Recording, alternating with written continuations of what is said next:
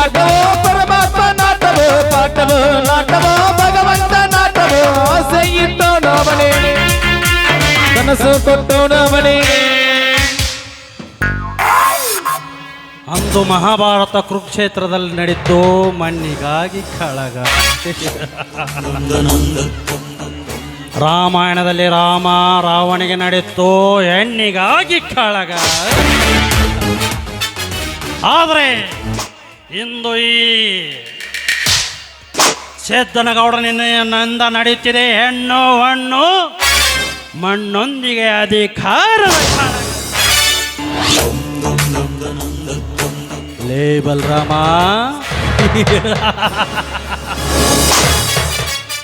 ಈ ಸಿದ್ದನಗೌಡನ ಹೆಸರು ಕೇಳಿದ್ರೆ ಸಾಕು ಇಡೀ ಊರಿಗವರೇ ಗಡಗಡ ನಡುಗುತ್ತಿರುವಾಗ ಏಕಚಿತ್ತ ಈ ಊರ ಬಡಪಾಯಿ ಇಂದು ನನ್ನ ಎದುರಾಗಿದ್ದಾನೆಂದರೆ ಆ ಮಗನ ಬಿಡಲಾರೆ.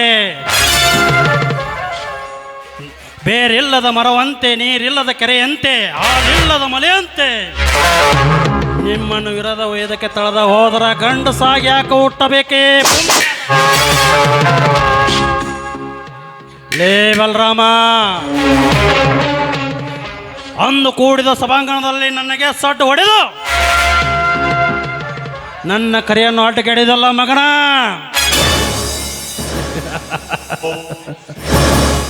ಸಟ್ಟು ಹೊಡೆದ ನಿನ್ನ ತೊಡೆಯನ್ನ ಇಬ್ಬಾಗ ಮಾಡ್ದ ಹೋದ್ರ ನನ್ನ ಹೆಸರು ಪೊಲೀಸ್ ಪಾಟೀಲ್. ಏನೋ ಪೊಲೀಸ್ ಪಾಟೀಲ್ ಸಿದ್ದನಗೌಡನ ಅಲ್ಲ. ಲೇ ಕರ್ಯ, ಲೇ ಕರ್ಯ,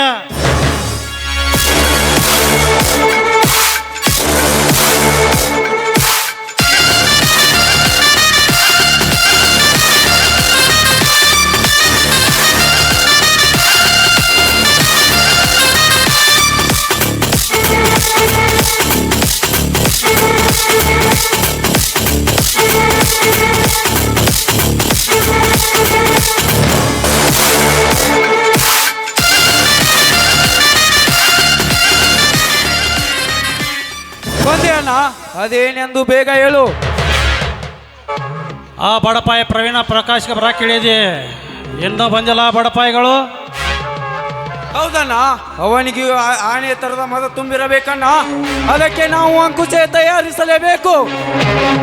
ಅಂದಾಗ ನಮ್ಮ ದರ್ಪಕ್ಕೊಂದು ಬೆಲೆ ಬರುತ್ತದೆ.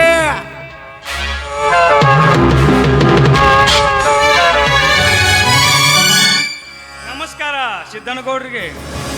ಬೆಂಕಿ ಹಚ್ಚುವ ನಿನ್ನ ನಮಸ್ಕಾರಕ್ಕ. ಈ ಗೌಡ ಹೇಳಿದ ತಕ್ಷಣ ಬರಾಕೆನ ದಾಡಿ ನಿಮಗ. ಈಗಲಾದರೂ ಬಂದಿದ್ದೇವಲ್ಲ ಗೌಡ್ರಿ, ವಿಷಯ ಏನಂತ ಹೇಳಿ. ನೋಡು, ಹಿಂದಿದ್ದೆಲ್ಲ ಮರೆತು ನಿಮ್ಗೂಡೆ ಸ್ನೇಹ ಸಂಬಂಧ ಬೆಳೆಸ್ಬೇಕಂದ್ರ ಕಾಲಕ್ಕೆದರಿ ಜಗಳಕ್ಕೆ ಬರಾಕತ್ತ ನಿನ್ನ ತಮ್ಮ. ಏನವನ ಅಭಿಪ್ರಾಯ? ಇದರಲ್ಲಿ ಅಭಿಪ್ರಾಯ ಏನೋ ಬಂತು ಗೌಡ್ರಿ. ನಾವು ನೀವು ಒಂದೇ ಊರಿನವರು, ಒಂದೇ ಕುಟುಂಬದವ್ರ ಬದುಕಿ ಬಾಳೋಣ.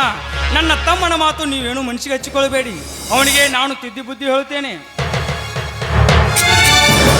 ಹೇಳಿಕೊಳ್ಳದೆ ಹೋದರೆ ಮುಂದೊಂದು ದಿನ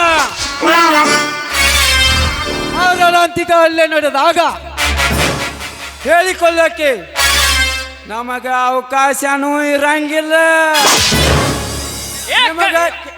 ನಿಮಗ ಕೇಳಾಕ ಅವಕಾಶನೂ ಇರಂಗಿಲ್ಲ.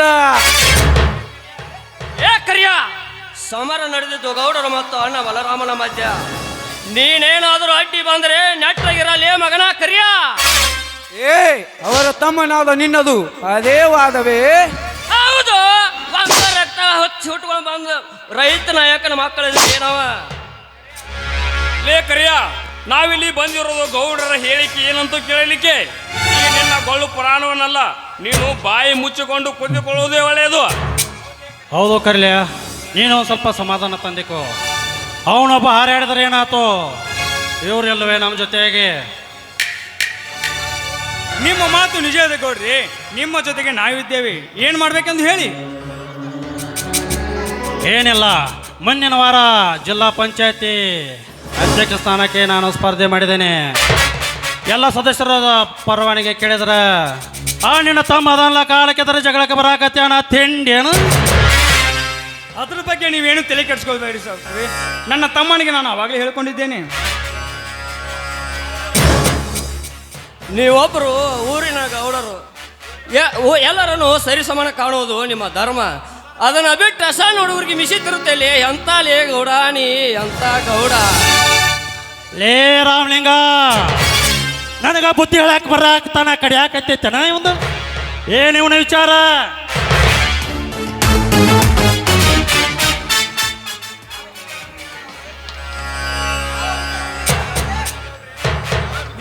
ಯಾವ ವಿಚಾರ ಇಲ್ಲ ಗೌಡ್ರಿ, ನೀವು ನಿಮ್ಮ ಕೆಲಸವನ್ನು ಮುಂದುವರಿಸಿ, ನಮ್ಮ ಕೆಲಸವನ್ನು ನಾವು ಮಾಡುತ್ತೇವೆ. ಅಷ್ಟು ಮಾಡಿದರೆ ನಿಮಗೂ ಕ್ಷೇಮ, ನನಗೂ ಕ್ಷೇಮ. ಆಯ್ತು ಗೌಡ್ರಿ, ನಾವಿನ್ನು ಬರ್ತೀವಿ.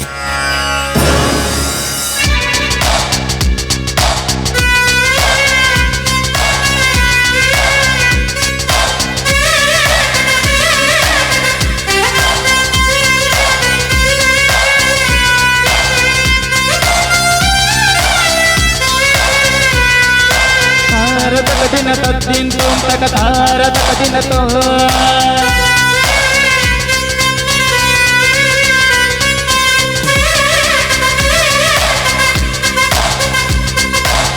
ತಕ ತೋಂತಕ ತರಿಕಿಟ ತೋಂತಕ ತರಿಕಿಟ ಕಿಟ ತಕ ತೋ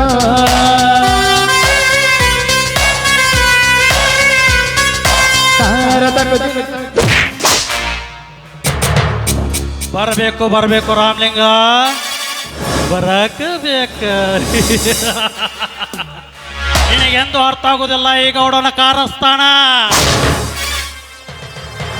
ನೀವೆಷ್ಟು ಬಗಳಿ ಹೋದರು ನನ್ನ ಎದೆಯಲ್ಲಿ ಉರಿತಿರೋ ಶೇಡಿನ ಗಾಲಿ ಹಾರಬೇಕಾದ್ರ ನಿಮ್ಮ ತಮ್ಮನ ಕಾಲನ್ನು ಅಡ್ಡಾಡ ಕಡದ ಅವ್ರಿಗೊಂದು ಕತ್ತಿ ಕಾಣಿಸಿದಾಗ ಈ ಗೌಡನ ತಾಕತ್ತೇನಂತ ನಿಮ್ಗೆ ಅರ್ಥ ಆಕತ್ತಿ.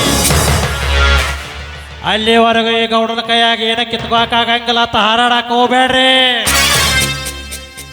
ಹಾರಾಡಿದಾರ ಎಲ್ಲರೂ ಸ್ಮಶಾನದಾಗ ಕೂತಾರ. ಎಡೆ ತೊಳೆದ ಹಾವಿನಂತೆ ಹಾರಾಡ್ತಿರಲ್ಲ, ಆ ನಿಮ್ಮ ಎಡೆಯನ್ನ ಕಡದ ಹೆಡಿಗೆ ತುಂಬಬೇಕಾಕತ್ತಿ, ವಿಚಾರ ಮಾಡಬೇಕ. ಈ ಗೌಡ ಮೊದಲ ಖರಾಬ.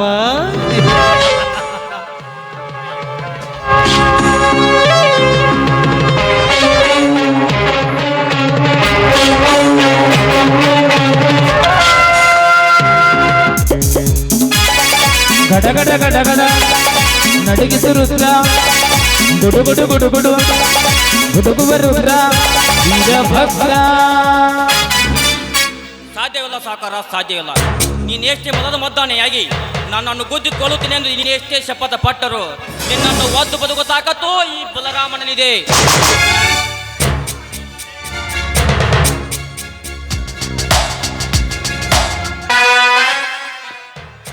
ಯಾರ್ಲೇ ತಮ್ಮ, ನನ್ನ ಅಪ್ಪನೇ ಇಲ್ಲದ ನನಗೆ ಬಂದ ಬಾಯಿಗೆ ಬಂದಂಗೆ ಮಾತಾಡಕತ್ತಿ.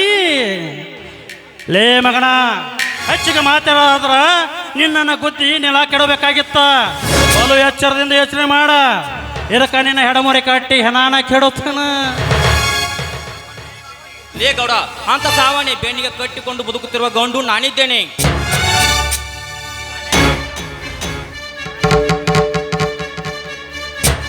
ನಾನೇ ಗಂಡೆಂದು ನಿಗರಾಡೋ ನಿನ್ನಂತ ಗಂಡಸರಿಗೆಲ್ಲ ಮಾಡೋ ಹೆಡೆಮುರಿ ಕಟ್ಟಿದ ಗೌಡರ ವಂಶ ನಮ್ದ.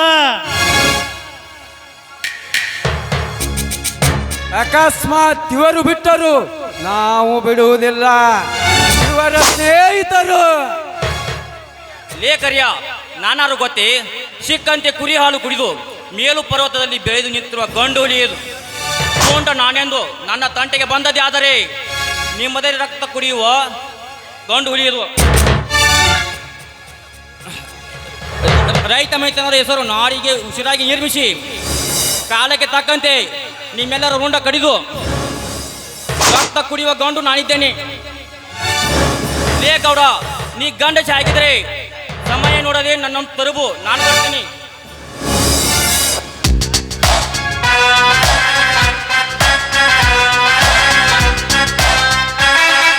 ಎಲ್ಲ ಸೊಕ್ಕಿನ ಕುಣಿಯೇ, ರೆಕ್ಕೆ ಬೆಳೆದ ಹಕ್ಕಿ ಅಂತ ನಿನ್ನ ಹಾರಾಡಕ ಬಿಟ್ಟಿದ ನಂದು ತಪ್ಪಾತ. ಲೇ ಮಗನ, ಇನ್ನು ಮುಂದೆ ಈ ಗೌಡನ ಮುಂದೆ ಹಾರಾಡಕ ಅವಕಾಶ ಇಲ್ಲ. ಲೇ ಕರ್ಯ, ಲೇ ಕರ್ಯ, ಕಾಳಿಂಗ ಎಲ್ಲೋ? ಅಲ್ಲಿ ಮೇಲ್ಮಾಡಿ ಅಲ್ಲಿ.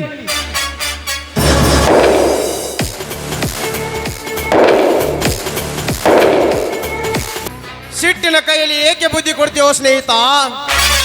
ಸಹನೆಗೆ ಅವಕಾಶ ಕೊಟ್ಟರೆ ಸಾಮರ್ಥ್ಯಕ್ಕೆ ಅವಕಾಶ ಕೊಟ್ಟಂತೆ. ಈಗ ನಮ್ಮ ಸಾಮರ್ಥ್ಯ ಹೆಚ್ಚಿಸಿಕೊಂಡು ಅವರನ್ನು ಯಾವ ಜಾಗದಲ್ಲಿ ಹೇಗೆ ಮುಗಿಸಬೇಕೆನ್ನೋದು ಮೊದಲು ಯೋಚನೆ ಮಾಡಬೇಕು. ಹಾಗೆ ಹುಲಿ ಎಂದು ಗರ್ಜಿಸಿದರೆ ಅದು ಹುಲಿ ಆಗುವುದೇನು? ಅದೆಂದಿಗೂ ಸಾಧ್ಯವಿಲ್ಲ.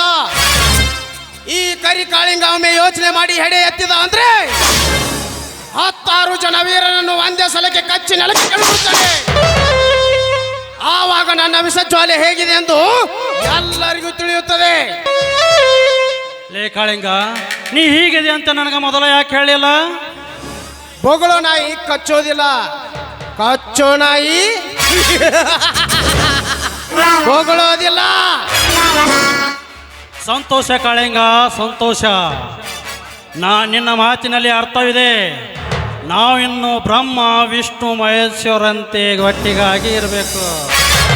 ಅಂದಾಗ ಮಕ್ಕಳ ಆಟ ನಡೆಯಂಗಲ್ಲ. ಇಲ್ಲಾಂದ್ರೆ ನಮ್ಮ ತಲೆ ಮೇಲೆ ಹಸಿಮೆಣಸಿನಕಾಯಿ ಅರದ ನಮಗ ಊಟ ಇಡ್ತಾರ. ಆ ಗೂಟಕ್ಕೆ ನಾವೊಂದು ದೊಡ್ಡ ಗೂಟ ಬಡದ್ರ ಅರ್ಥಕತೆ ಆ ಮಕ್ಕಳಿಗೆ ಈ ಗೌಡನ ಎಂತ ಗೂಟ ಅಂತ. ಅಂದಾಗ ಈ ಸೃಷ್ಟಿ ನಮ್ಮ ಮುಷ್ಟಿಯಲ್ಲಿ ಇರ್ತದೆ. ಏನಂತೀರಾ? ಇದೇ ಗುಡ್ ಪಾಯಿಂಟ್. ನಡೆಯಿರಿ ಒಳಗೆ. दोस्ती के लिए दिलदार, मगर दुश्मन के लिए तलवार है. ಸೇಡಿಗೆ ಸೇಡು, ಮುಯಿಗೆ ಮುಯಿ. ಅದೆಷ್ಟು ದಿನಗಳಿಂದ ನನ್ನ ಎದೆಯಲ್ಲಿ ಉರಿತಿರೋ ಸೇಡಿನ ಕಡೆ ಯಾರಬೇಕಾದ್ರೆ ಆ ಬಲ್ರನ ತಮ್ಮಗಳನ್ನು ಅಡ್ಡಾಡಾಗಿ ಸಿಡಿದಾಗಲೇ ನನ್ನ ಆತ್ಮಕ್ಕೆ ಶಾಂತಿ. ಲೇ ಗಂಗಿ, ಅಂದು ನನ್ನ ಕೈಯಿಂದ ತಪ್ಪಿಸ್ಕೊಂಡು ನೀನು ಸತ್ತು ಹೋದೆ. ಶೀಲ ಶೀಲ ಅಂತ ಬಡದಾಡಿದಲ್ಲ, ಸತ್ತವಾದಿ. ನಿನ್ನ ಗಂಡ ಶೀಲ ದೊಡ್ಡದು, ಶೀಲ ದೊಡ್ಡದು, ಶೀಲ ದೊಡ್ಡದು ಅಂತ ಆ ಮಗನು ಸತ್ತೋದ. ಆದ್ರ ನಿಮ್ಮದು ಶೀಲವಂಶರ ಅಂತ ಏನಂದಿ? ನಿಮ್ಮದು ಶೀಲವಂಶ ಅಂತ ಏನು ತಿಳ್ಕೊಂಡಿಲ್ಲ. ಮುಂದಿನ ಪ್ರವೇಶದಾಗ ನಿಮ್ಮಂಥ ಶೀಲವಂಶರದ ವಂಶ ನಿರ್ವಂಶ ಮಾಡ್ದ ಹೋದ್ರೆ ನಾನು ಈ ಊರಿನ ದೊಡ್ಡ ಶ್ರೀಮಂತ, ಏನು ದೊಡ್ಡ ಶ್ರೀಮಂತ ಸಿದ್ದನಗೌಡನೇ ಅಲ್ಲ.